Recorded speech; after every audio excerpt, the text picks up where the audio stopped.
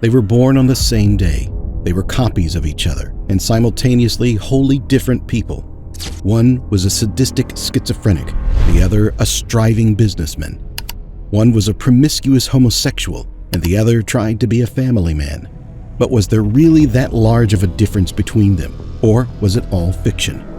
The KRAY Twins were true gangsters who were on the top and lost everything because of their own stupid decisions. They had only themselves to blame for having a bad ending. Here is their genuine story.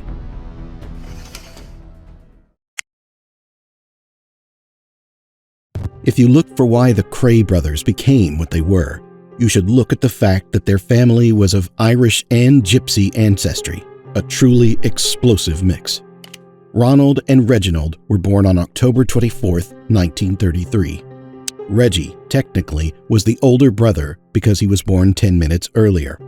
The twins were not the only children in the family. They already had a 6-year-old brother, Charles, who would later play no small part in the brothers' life of crime, and a sister, Violet, who unfortunately died in infancy. Everyone took part in raising Ronnie and Reggie except their father. Their dad was in the precious metal scrap business, selling clothes and appliances, and was constantly on the road. Even when the father was in London, where the family lived, he was more often seen drinking in pubs than at home with his family. Their maternal grandfather, Jimmy Cannonball Lee, partly replaced the father's role. It was the grandfather, who was once quite good at boxing, who got the twins addicted to the sport. Subsequently, boxing skills would become very useful for the two brothers. Interestingly enough, their grandpa was a class act. He liked to do tricks like putting his tongue on a red-hot poker, balancing on bottlenecks, and tap dancing in pubs. Their grandfather had taught them to box when they were teenagers, and they were predicted to have a bright, athletic future. But their natural talent was hindered by disgusting discipline. They had some success, however. The brothers even reached the finals of the London School Boxing Championships.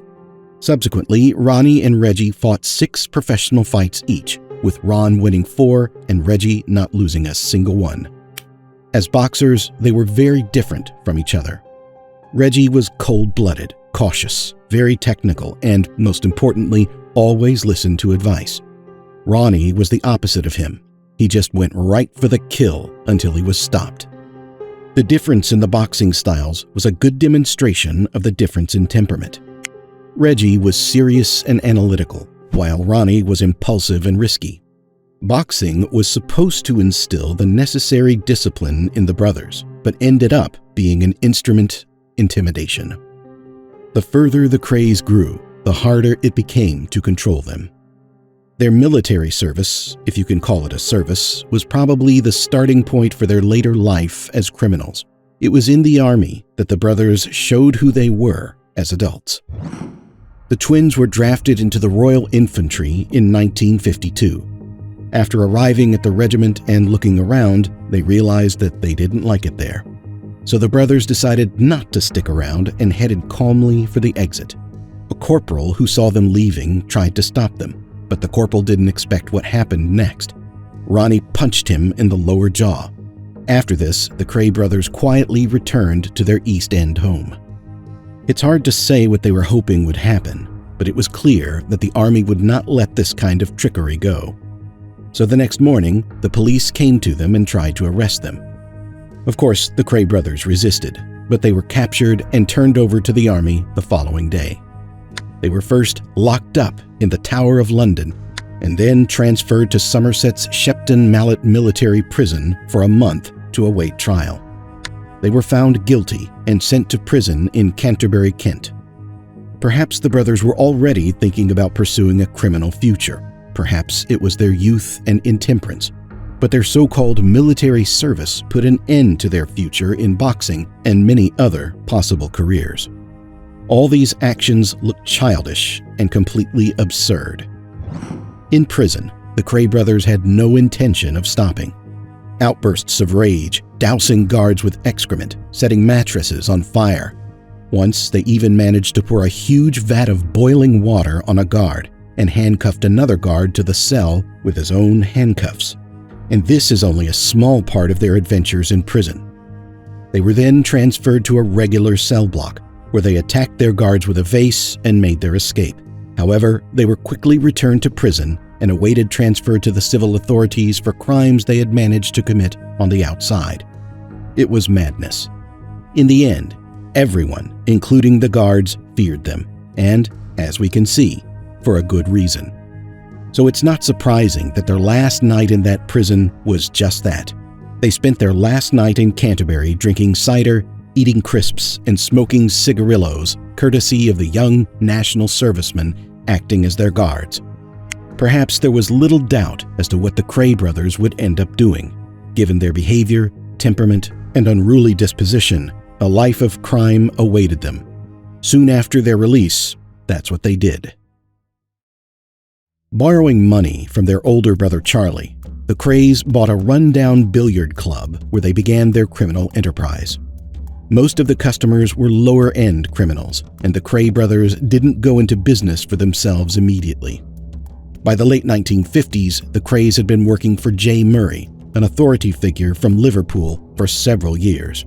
They were involved in carjackings, armed robberies, and arson, and with the proceeds, they acquired other clubs and properties. That's when the brothers decided to create their own gang, which they called the Firm. There was a division of responsibilities between the brothers. Reggie was in charge of strategic development, and Ronnie was in charge of combat operations. Reggie made use of his boxing abilities in the criminal world, and he apparently developed a tried and tested method of breaking someone's jaw with a single punch.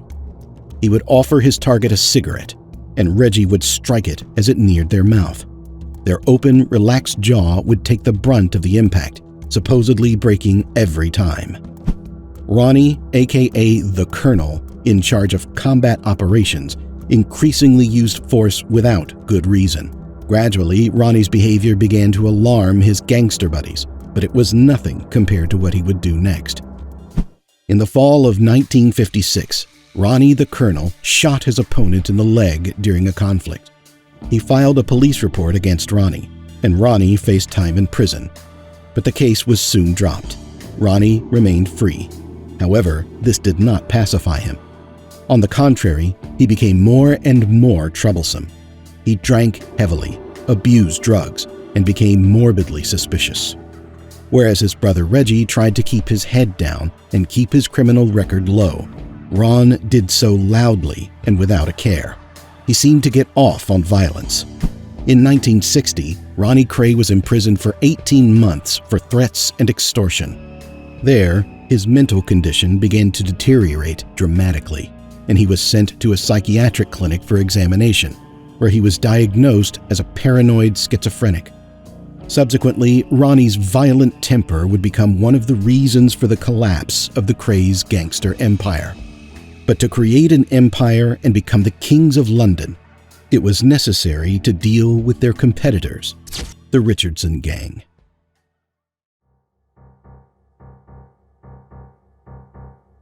Based in South London, the Richardsons were notorious for their sadistic torture, pulling teeth out with pliers, severing fingers with bolt cutters, nailing victims to the floor with 6-inch nails, burning them with cigarettes, and passing electric charges through their genitals. With the rapidly evolving KRAY Brothers gang, the Richardson Gang was sidelined. They were not particularly against it, but skirmishes between the gangs occasionally rose.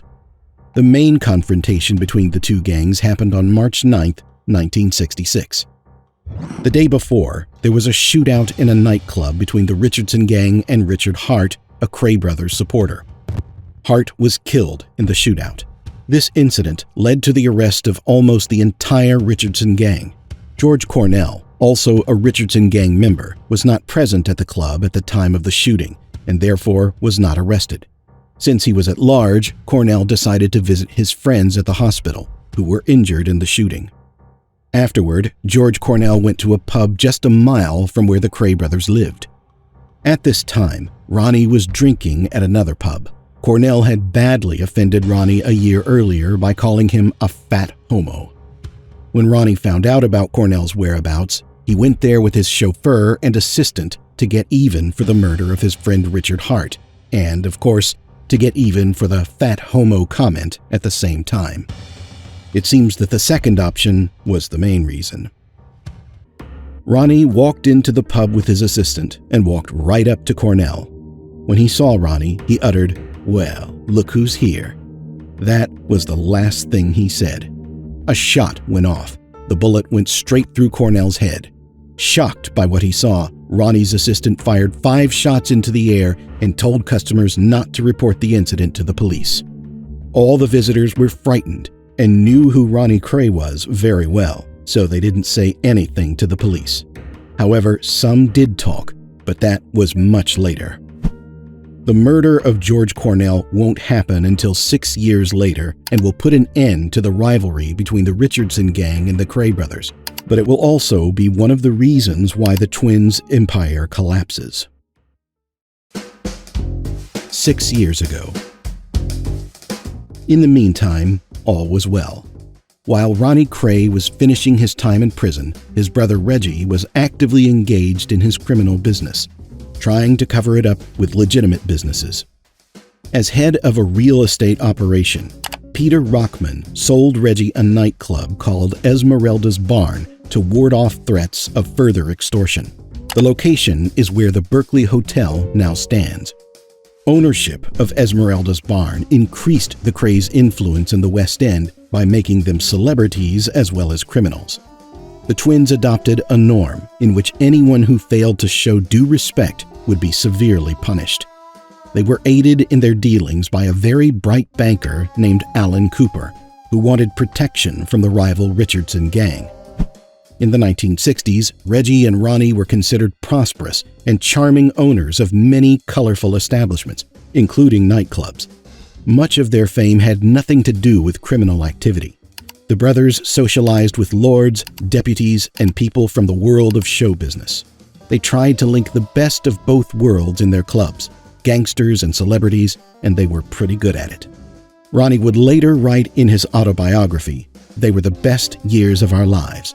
They called them the swinging 60s. The Beatles and the Rolling Stones were rulers of pop music. Carnaby Street ruled the fashion world, and my brother and I ruled London. We were effing untouchable. In the personal life of the brothers, things were going pretty well too. Frances Shay met Reggie KRAY when she was only 16. He was 10 years older. Their wedding took place in 1965 and caught everyone's attention. Only Frances' mother was not pleased by the union of her daughter and one of the KRAYs at all. Ostentatiously showed her contempt for the KRAY brothers by wearing black attire to the wedding. She knew how this could have ended, but Frances didn't want to listen to her mother. And, as it turned out, she should have taken the advice. Frances was vivacious and seductive, not the skinny, shabby girl everyone saw on screen and legend. She was a real wild child, and yet her marriage to this charming but still criminal man was doomed. The newlyweds spent their honeymoon in Athens, and 8 months later, Frances returned home to her mother and declared her desire to leave Reggie. Family life was tumultuous, and just a week after the wedding, Frances made her first suicide attempt.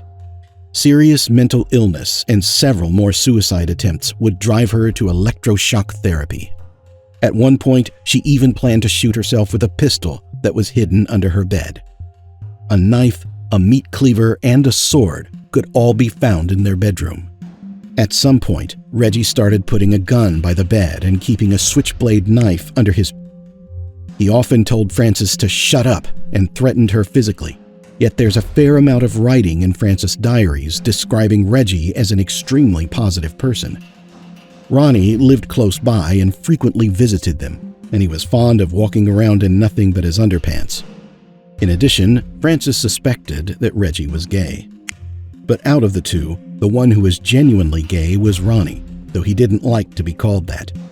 Ronnie personally selected the waiters and waitstaff at the club, the main criterion being physical appearance.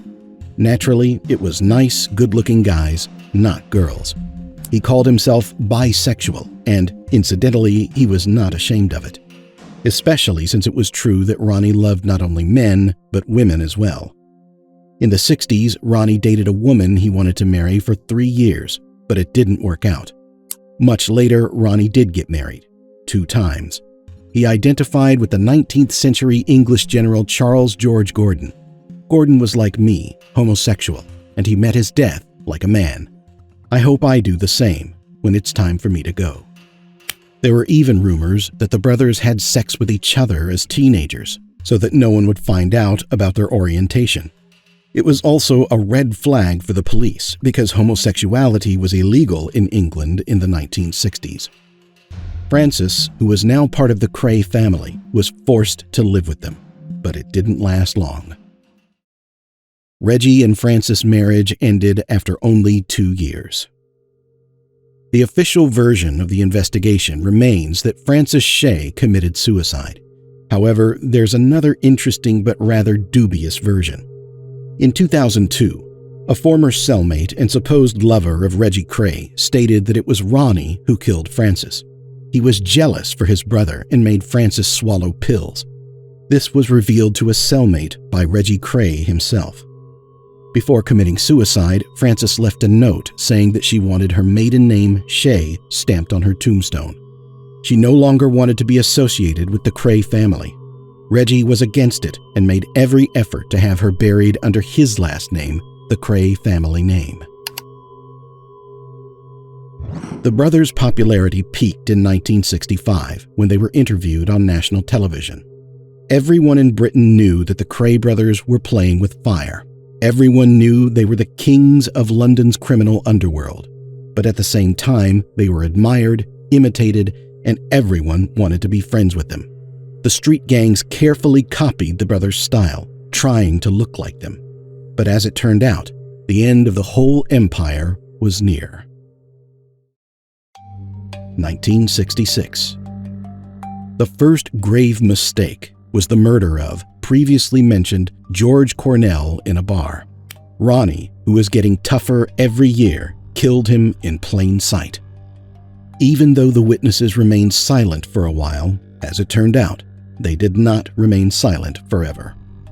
The second grave mistake, for which both brothers would later be convicted, was the murder of Frank Mitchell. Frank Mitchell has been called Britain's most violent prisoner. In the 1950s, he became friends with Ronnie KRAY, who was also serving time in prison. It's unclear why Mitchell liked KRAY, but Ronnie soon offered to break him out of prison. Perhaps such help for Frank should have positively affected his reputation and strengthened the KRAY brothers' position in the underworld. Reggie, who was on the outside, took his brother's offer very reluctantly. He knew how troubled Mitchell could be.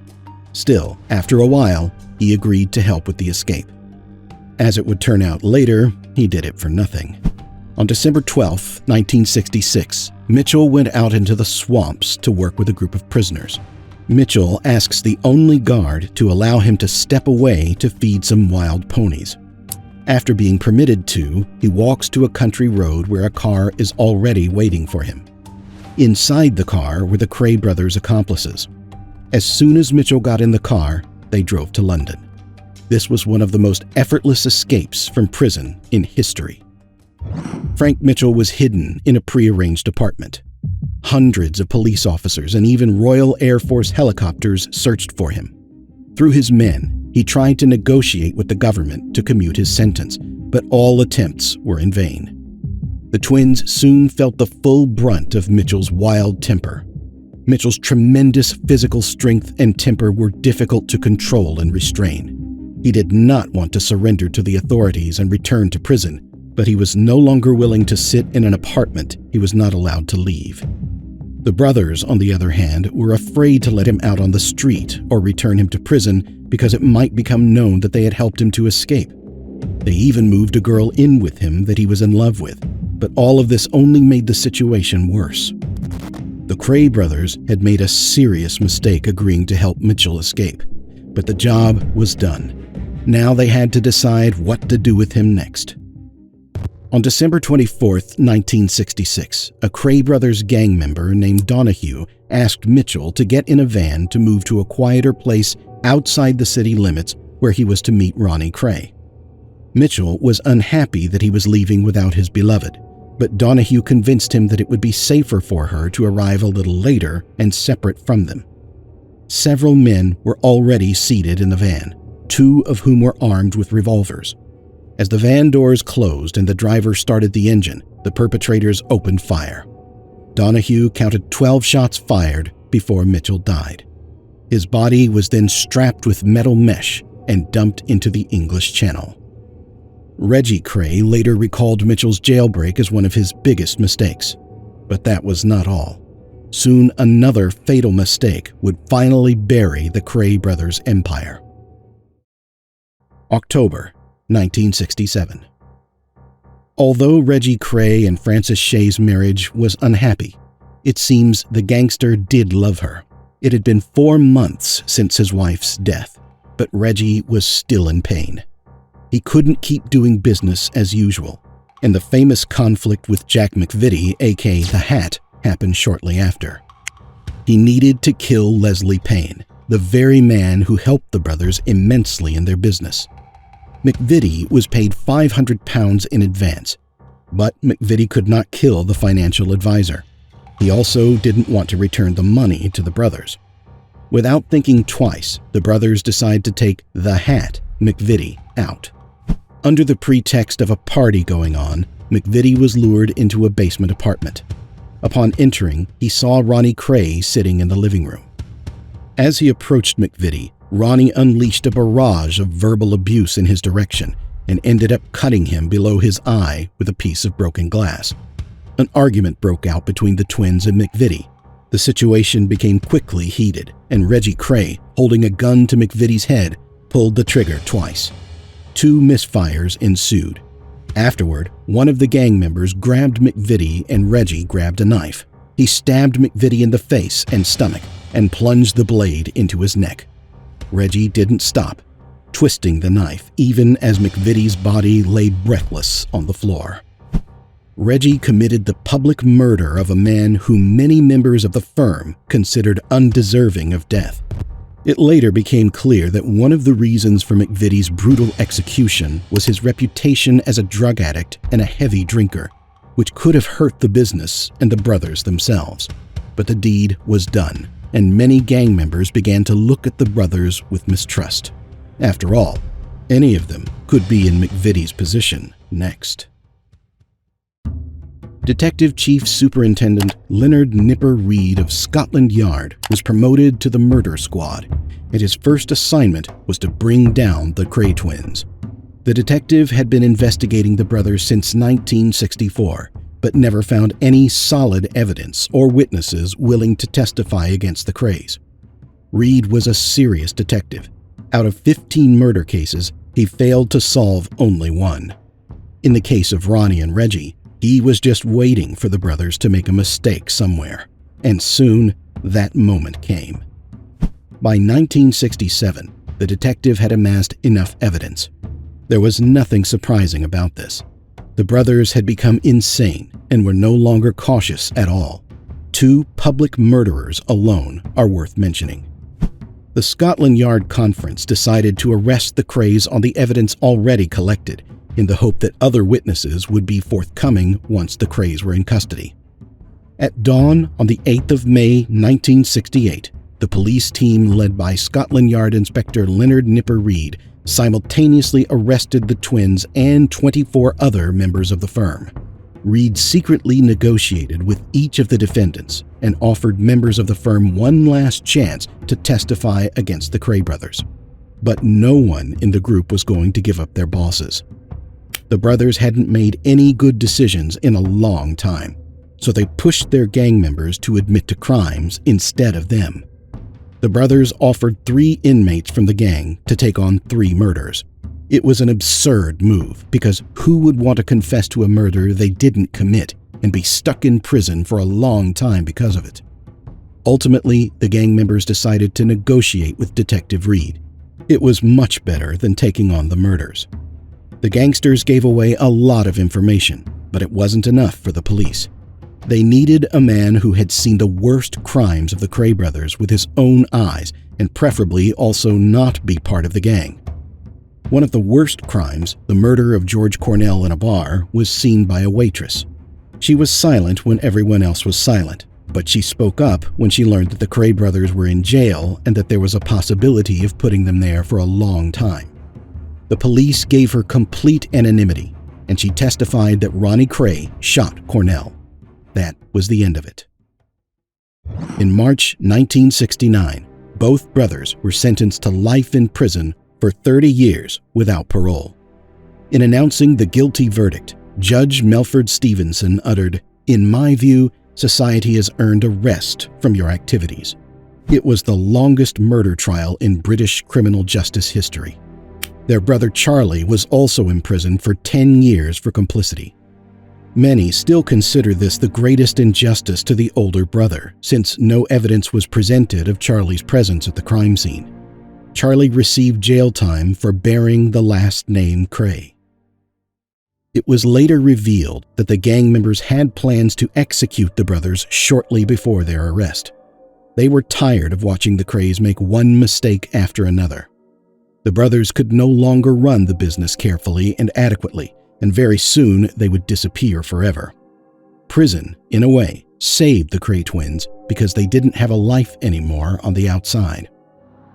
Ronnie KRAY was a Category A prisoner, denied almost all liberties, and was not allowed to be with other prisoners. He was eventually labeled insane, and his paranoid schizophrenia was tempered with constant medication. In 1979, he was committed and lived the remainder of his life in the Broadmoor Hospital in Crawthorne, Berkshire. Reggie KRAY, constantly being refused parole, was locked up in the Maidstone prison for 8 years. In 1997, he was transferred to the Wayland prison in Norfolk. The twins wasted no time trying to make money, even in prison. In 1985, hospital staff discovered Ronnie KRAY's business card, which prompted an investigation. It revealed that the twins, incarcerated in separate institutions, were running a lucrative business, providing bodyguards for Hollywood stars. The twins, their older brother Charlie, who was already out of prison, and other members of the gang who were not in prison were involved in running the business. The business was clean, so officials were quick to drop the case. One of KRAY Enterprises' most famous clients was Frank Sinatra, who took advantage of the service by hiring 18 bodyguards during his 1985 visit to Wimbledon. Ronald KRAY never got out. He died on March 17, 1995, at age 61, after serving 27 years. Reginald, on the other hand, was released in 2000, just 8 weeks before his death. He died on October 1st at age 66 after spending 32 years in prison. Reggie's funeral became one of the main events in the East End of London. His casket was carried in a horse-drawn hearse, followed by a lavish procession. During the funeral, crowds of thousands lined up to applaud. As much as one might want to romanticize the outlaws, the brothers were loved. This was especially true of Reggie. Given what Ronnie was like, it's unlikely the brothers could have run their business and been free for long. They had everything: influence, power, money, official friends, and celebrity friends. But a series of ill-considered foolish actions quickly enough ruined their entire empire. Of course, things could have turned out much better. But this is how it ended up going.